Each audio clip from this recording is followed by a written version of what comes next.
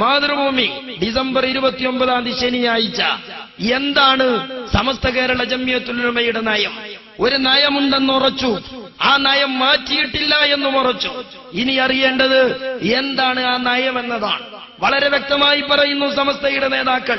അന്ന് സമസ്തയിൽ APK ധ്രുവീകരണങ്ങളില്ല, അന്ന് സമസ്തയിൽ group സമവാക്യങ്ങളില്ല. ആ കാലത്ത് ശംസുൽ ഉലമ ആവർത്തിച്ചു പ്രഖ്യാപിച്ച നയം എന്താണെന്ന് മാതൃഭൂമി: സുന്നി വിരുദ്ധരെ പരാജയപ്പെടുത്തും. സുന്നി വിരുദ്ധരെ പരാജയപ്പെടുത്തും. ഈ വിരുദ്ധത എന്ന് പറഞ്ഞാല് ചിലപ്പോ നമുക്ക് തിരിയാതെ പോകരുത്. ചിരിക്കണോലെല്ലാരും നമ്മളെ ലോകക്കാരും, ചിരിക്കാത്തോലെല്ലാരും നമ്മളെ എതിരാളികളോ എന്ന് കരുതിയിട്ട് കാര്യമില്ല. വിരുദ്ധത എന്നത് വളരെ വസ്തുനിഷ്ഠമായി നമ്മൾ വിലയിരുത്തണം. ചിരിച്ചാ തിരിച്ചു ചിരിച്ചു കൊടുക്കുക. കാന്തപുരം ഉസ്താദിന്റെ രാഷ്ട്രീയ നിലപാട് എന്ന് പറഞ്ഞാല് ഒരു ചായക്കോപ്പയിലെ കൊടുങ്കാറ്റായി രൂപപ്പെട്ടതൊന്നുമല്ല. അത് കരുതി AP ഉസ്താദിന്റെ ചെരുപ്പ് ഏത് ഹോട്ടലിന്റെ മുന്നിലാണ് ആരും പച്ചാപ്പകല് ടോർച്ചടിച്ച് തെരയും വേണ്ട. അത് ഞങ്ങൾ ആമുഖമായി ഓർമ്മപ്പെടുത്തുക. കാന്തപുരം ഉസ്താദിന്റെ രാഷ്ട്രീയ നിലപാട് ഒന്ന്, സമസ്തയുടെ പഴയകാല ചരിത്രം പഠിച്ചിട്ടുള്ളതാണ്. രണ്ട്, കഴിഞ്ഞ കാലങ്ങളിലെ പതിറ്റാണ്ടുകളിലെ താൻ കടന്നു വന്ന കനൽപാദങ്ങളിൽ നിന്ന് ഊതിക്കാച്ചിയെടുത്ത കരുത്തുറ്റ നയ നിലപാടുകൾ. അതാണ് കാന്തപുരം ഉസ്താദിന്റെ രാഷ്ട്രീയ നിലപാട്. ഇരിക്കട്ടെ, ഞാൻ അതിലേക്ക് വരുന്നു. അതിന്റെ മുമ്പ് APK ആകുന്നതിന്റെ മുമ്പ് ഇതൊക്കെ ഈ സമുദായത്തെ മാർക്സിസ്റ്റ് പാർട്ടിക്ക് കൊണ്ടുപോകാനല്ലേ AP ഉസ്താദിന്റെ ഒരു പരിപാടിയാണ്. പണ്ട് ലീഗാരെ പോലെ EK സുന്നിക്കാരെ പോലെ ലീഗാരും വിശ്വസിച്ചിനി പണ്ട്.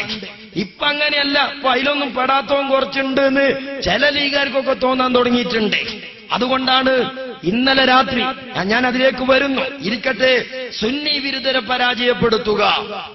കോഴിക്കോട് ഡിസംബർ 28 സുന്നത്ത് ജമാഅത്തിനും അതിന്റെ സ്ഥാപനങ്ങൾക്കുമെതിരായി പ്രവർത്തിക്കുന്ന രാഷ്ട്രീയക്കാരെ തിരഞ്ഞെടുപ്പിൽ തോൽപ്പിക്കുകയാണ് സമസ്ത മുഷാവറയുടെ തീരുമാനമെന്ന് Samastha Kerala Jamiyyathul Ulama general secretary EK Aboobacker മുസ്ലിയാരും ജോയിന്റ് സെക്രട്ടറി KP മുഹമ്മദ് മുസ്ലിയാരും സമസ്ത കേരള ഇസ്ലാം മത വിദ്യാഭ്യാസ ബോർഡ് പ്രസിഡന്റ് വാണിയമ്പലം അബ്ദുറഹ്മാൻ മുസ്ലിയാരും തിങ്കളാഴ്ച വ്യക്തമാക്കി.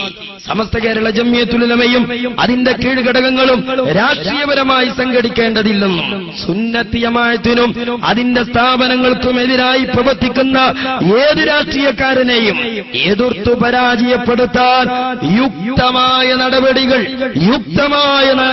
നടപടികൾ അതാതു സന്ദർഭങ്ങളിൽ സ്വീകരിക്കണമെന്നുമാണ് മുശാവറ ഏകകണ്ഠമായി തീരുമാനമെടുത്തത്. 979 ഡിസംബർ, അതായത് 79 അവസാന മാസം 29-ആം തീയതി എടുത്ത തീരുമാനം. ആ തീരുമാനം അത് സമസ്ത സുന്നികളുടെ നിലപാടാണ് എന്ന് പിന്നീട് 1980 ബഹുമാനപ്പെട്ട ശംസുൽ ഉലമ പ്രഖ്യാപിച്ചു.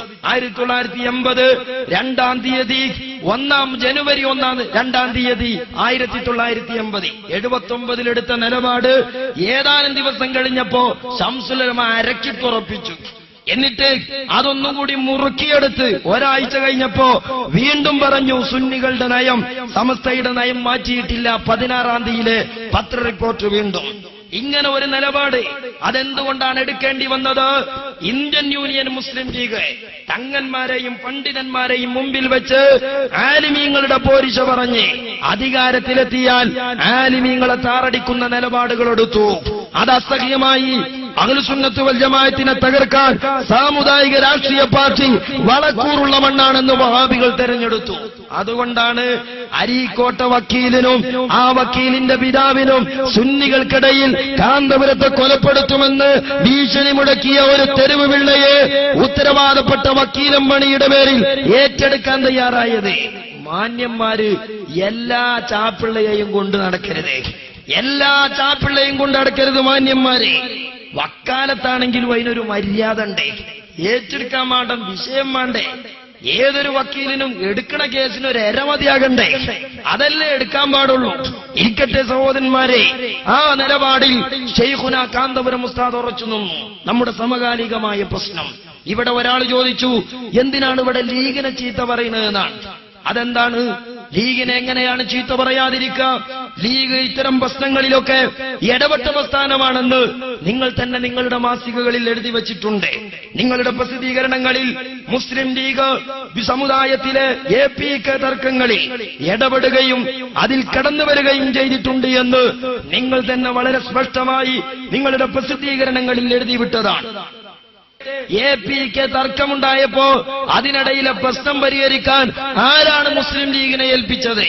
മുസ്ലിം ലീഗ് ക്ഷണിക്കാതെ ആ വിഷയത്തിൽ ഇടപെട്ടു, വിളിക്കാതെ ആ പ്രശ്നത്തിൽ ചാടി വീണു.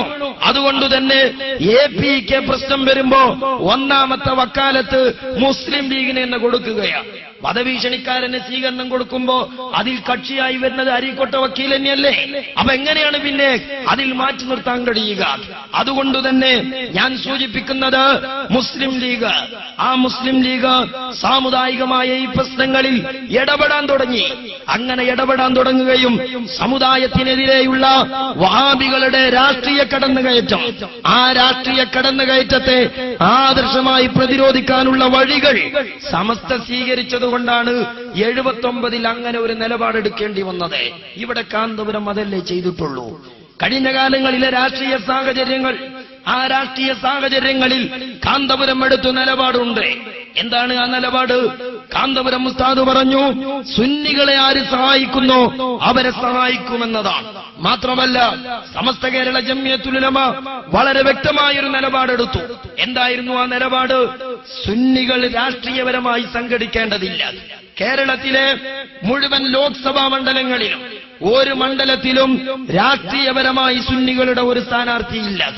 അതേ സമയത്ത് പണ്ട് സമസ്ത ഇവിടെയുള്ള രാഷ്ട്രീയ കക്ഷികളോട് പറഞ്ഞൊരു അഭ്യർത്ഥനയുണ്ട്. അതെന്താണ്? മുസ്ലിം സമുദായത്തിൽ നിന്ന് സ്ഥാനാർത്ഥികളെ നിശ്ചയിക്കുമ്പോൾ ആ സ്ഥാനാർത്ഥികൾ സുന്നികളായിരിക്കണമെന്നാണ്. ഇത് നോക്ക് നിങ്ങൾ, സുന്നി വോയിസ് എന്നത്തെ 1979 സുന്നി വോയിസ്, ആ സുന്നി വോയിസിൽ എന്താണുള്ളത്? സുന്നി വിരുദ്ധരെ പരാജയപ്പെടുത്തണം, സുന്നി വിരുദ്ധരെ പരാജയപ്പെടുത്തണം എന്ന ഹെഡിങ്ങിൽ പറയുന്നത് എന്താണ്? സുന്നത്ത് ജമാഅത്തിനും അതിന്റെ സ്ഥാപനങ്ങൾക്കുമെതിരെ പ്രവർത്തിക്കുന്ന സുന്നി വിരുദ്ധരായ രാഷ്ട്രീയക്കാർ അവരാരായാലും ശരി എതിർത്തു തോൽപ്പിക്കണമെന്ന് 16/6/79 തീരുമാനം യാതൊരു മാറ്റവുമില്ലെന്ന് സമസ്തയുടെ നേതാക്കൾ അറിയിച്ചു. 79 സുന്നി വോയിസ്, അന്ന് EKയും APയും ഒന്നാ. എന്താ പറയുന്നത്? സുന്നി സ്ഥാപനങ്ങൾക്കെതിരെ പ്രവർത്തിക്കുന്നവർ. നോക്ക് നിങ്ങൾ, ഞാൻ പറഞ്ഞല്ലോ വഖഫ് ബോർഡുമായി ബന്ധപ്പെട്ടുകൊണ്ട് ഇപ്പോൾ KV അബ്ദുൽ ഖാദർ നിരീശ്വരവാദിയാണ് എന്ന ഒച്ചപ്പാടുമായി ഇവിടെ സുന്നികൾ തന്നെ രംഗത്തു വന്നെങ്കിൽ ഇതിനേക്കാൾ തിക്താനുഭവങ്ങൾ സമുദായം അനുഭവിച്ചൊരു കാലമുണ്ടായിരുന്നു. ഏതായിരുന്നു ആ കാലം? 1960കളിൽ ആദ്യമായി ഇവിടെ വഖഫ് ബോർഡ് രൂപീകരിക്കപ്പെട്ടു. ആ വഖഫ് ബോർഡ് രൂപീകരിച്ചു